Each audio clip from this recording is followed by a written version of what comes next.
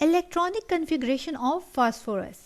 Phosphorus जिसका atomic number 15 represent करता है कि यहाँ पर हमारे पास टोटल 15 इलेक्ट्रॉन्स सेल्स में मौजूद हैं। चलिए फास्फोरस में मौजूद 15 इलेक्ट्रॉन्स की फिलिंग करते हैं सब शेल में और इस तरह से इलेक्ट्रॉनिक कन्फिग्रेशन को फाइंड आउट करते हैं।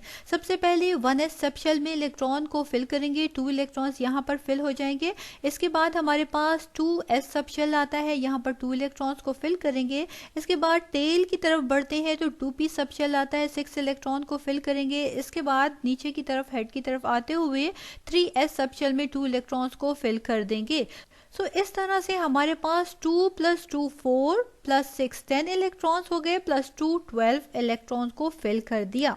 रिमेनिंग हमारे पास 3 इलेक्ट्रॉन्स रह गए हैं। हम बढ़ेंगे दोबारा टेल से हेड तरफ, 3p ऑर्बिटल में 3 इलेक्ट्रॉन्स को फिल कर देंगे। सो इस तरह से फास्फोरस की इलेक्ट्रॉनिक कन्फिग्रेशन हमारे पास आ जाएगी 1s2 2s2 2p6 3s2 and 3p3।